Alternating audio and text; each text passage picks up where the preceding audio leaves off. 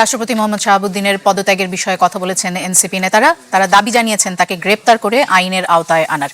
এনসিপির কেন্দ্রীয় যুগ্ম আহ্বায়ক আতিক মুজাহিদ এ দাবি জানিয়েছেন রাজধানীর আইইবির সেমিনার হলে জুলাই শহীদদের স্মরণে এক আলোচনা সভায় এ দাবি জানানোর সময় অন্য বক্তারাও এ বিষয়ে কথা বলেন।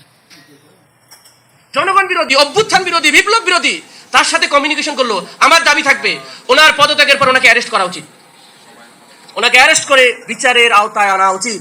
এর আগে ওনার দুর্নীতি ছিল, ব্যাংকিং খাতে যখন ছিল, দুদকে যখন ছিল, এগুলা ইনভেস্টিগেশন হওয়া উচিত। রাষ্ট্রপতি শাহাবুদ্দিন সাহেবের সাথে লন্ডনে বসে শেখ হাসিনার ফোনে কথা হয়েছে বলে ইতিমধ্যে বিভিন্ন জায়গায় এই সংবাদটি প্রচার হয়েছে। শেখ হাসিনা তাকে নির্দেশ দিয়েছেন যে আপনি যে কোনো মূল্যে বিএনপি কে যেভাবে হোক একটু গা কসলিয়ে তাদের সাথে থাকুন, প্রয়োজনে তাদের প্রশংসা করতে থাকুন। এরকম একটি সংবাদ প্রকাশ হওয়ার পরে রাষ্ট্রপতির পদত্যাগের গুঞ্জনও বাংলাদেশের সকল পত্রপত্রিকায় লেখালেখি শুরু হয়েছে। কেউ কেউ এটাও বলছেন আগামী কালকের মধ্যেই বা 2-1 দিনের মধ্যেই হয়তো তিনি পদত্যাগ করবেন, স্বাস্থ্যগত বিষয়টাকে তিনি জাতির কাছে উপস্থাপন করে, তথা তিনি শারীরিকভাবে সুস্থ নেই, তার এখন চিকিৎসা দরকার, সিঙ্গাপুরে যেতে হবে, বিভিন্ন নানা কথাবার্তা আমরা শুনতে পাচ্ছি।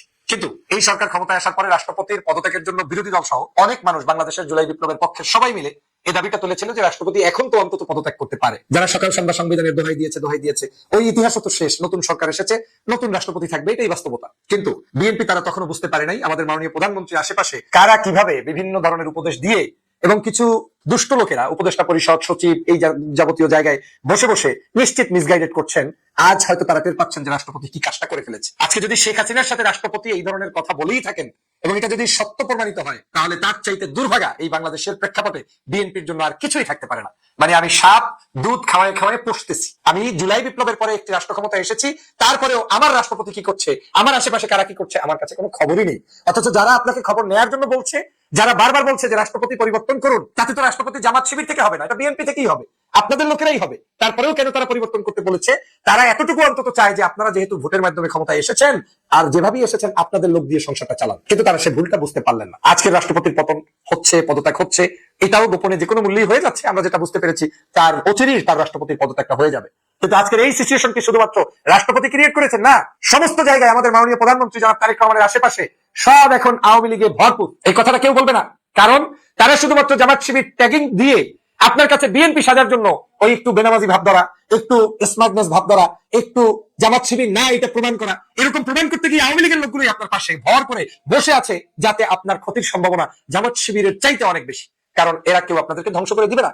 জুলাই পরবর্তী বাংলাদেশে নতুন ক্ষমতায় এসেছে বিএনপি, তাকে রক্ষার জন্য জুলাইয়ের চেতনায় যারা আছে তারাই সবচেয়ে বড় ভূমিকা রাখবে এবং রাখতো, কারণ তারা কোনোদিন এই সরকারের পতন ঘটাইয়া আওয়ামী লীগকে ডাক দিয়ে আনবে না। কিন্তু বিএনপি সেটা বুঝে তার আশেপাশের মানুষগুলো শনাক্ত করতে হবে, ভালো মানুষ বসাতে হবে, প্রয়োজনে দেশপ্রেমিক মানুষ বসাতে হবে, দেখতে শুনতে যাই হোক তাকে নিয়ে আপনার নিজের লোক নিয়ে তারপরে চলতে হবে। আজকের এই রাষ্ট্রপতির পদত্যাগের পরে নতুন রাষ্ট্রপতি হওয়ার সম্ভাবনা আছে, কে আছে আমি জানি না।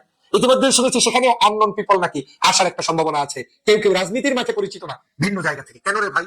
বিএনপি দলটা করেছে এরকম কি সিনিয়র জাতীয় রাজনীতিবিদ নাই আমাদের মাঝে? আমি মাননীয় প্রধানমন্ত্রীকে অনুরোধ করবো, আপনি আপনার দলের লোক বাছাই না করলে ওই মেরুদণ্ডের হাড্ডি যাদেরকে বাছাই করে বসিয়েছিলেন সেই মঈন ফখরুদ্দিনের সময় সেনাবাহিনীর সেই বিপদগামী সদস্য যেভাবে আপনার উপরে অত্যাচার করেছিল, নির্যাতন করেছিল, আপনার বাছাইয়ের কারণেই করেছিল। তখন কিন্তু গোলাম আজমের সন্তান বড় দায়িত্বশীল হতে পারে নাই, হলে অন্তত মেরুদণ্ডের হাড্ডিটা ভাঙা যেত না।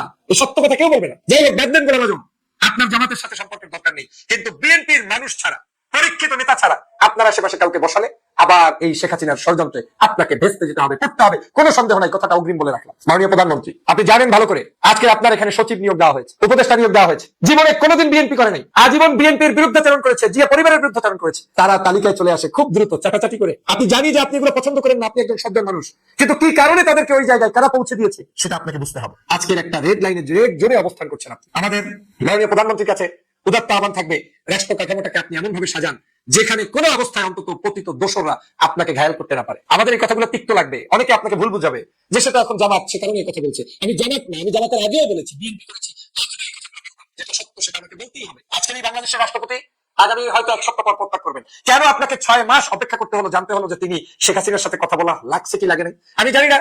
এই কথাগুলো চৌর আছে, এই কথাগুলো প্রচার হচ্ছে বিধায়িত এমার্জেন্সি তাকে সরানোর কথা ভাবছেন, কিন্তু আমার কথা স্পষ্ট, এটা কেন 6 মাস আপনাকে বুঝতে লাগলো? বিরোধী দল কেন এটা নিয়ে সংসদে তার বক্তব্যকে প্রত্যাহার করে তারপরে মানে কি বলে সংসদ থেকে বের হয়ে তাদেরকে আন্দোলন করতে হচ্ছিল? তার ব্যাপারে কেন বারবার আপনাদেরকে সতর্ক করতে হচ্ছিল?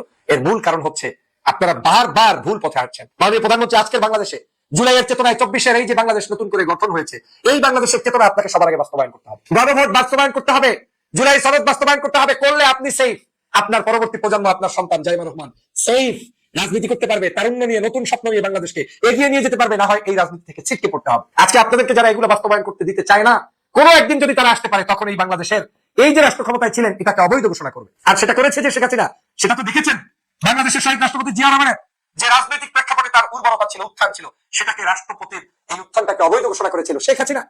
তার রাষ্ট্র কাঠামোগুলোকে অবৈধ ঘোষণা করেছে, এমনকি তিনি বীর মুক্তিযোদ্ধা সেই জিনিসটা পর্যন্ত তারা তুলে নিতে চেয়েছে, এমনকি তার কবরটা পর্যন্ত আজকের সংসদ প্লাজায় সেটা পর্যন্ত উঠিয়ে আপনার বগুড়াতে পাঠাতে চেয়েছে। খেয়াল আছে কি? তাহলে তারা কি করবে? সেই জিনিসটা অনুধাবন করে প্রশাসনের মধ্যে এত বেশি ভীতি সঞ্চয় না করে, যারা রাইটপন্থী, যারা এদেশের মানুষের স্বাধীনতা সর্বমত রক্ষার অত্যন্ত প্রহরী, সে যে হোক, একটু আপনার মতো করে একেবারে চাটাচাটি বেশি পারে না, আপনাদেরকে খুব বেশি পারে না, আপনাদের মতো করে খুব বেশি চলতে পারে না, তারপরেও তারা প্রশাসনে আছে, দেশবাসীর কল্যাণে কাজ করছে, তাদেরকে রাখুন। অন্তত পক্ষে শেখ হাসিনার দোষর যদি কেউ থেকে থাকে, তার থেকে সাবধান হন। আজকের এই প্রেসিডেন্টের পদত্যাগ আমাদের জন্য একটা ওয়ার্নিং হয়ে যাবে। যদি সত্যি সত্যি তার এই পদত্যাগ হয় এবং সে সত্য ঘটনা যদি লন্ডনের এই কথোপকথনের কারণেই হয়, তাহলে প্রমাণ হবে এতদিন পর্যন্ত আমরা যা বলেছি তাই সত্যই হচ্ছে। আমি মাননীয় প্রধানমন্ত্রী এই সরকারের বর্তমান সময়ের এই সকল সমস্যা থেকে উত্তরণের জন্য মহান আল্লাহর দরবারে দোয়া করি এবং রাষ্ট্র কাঠামো, জুলাইয়ের চেতনা এবং বাংলাদেশের মানুষের আশা আকাঙ্ক্ষার সত্যিকার প্রতিফলন করবে সেই প্রত্যাশা করি।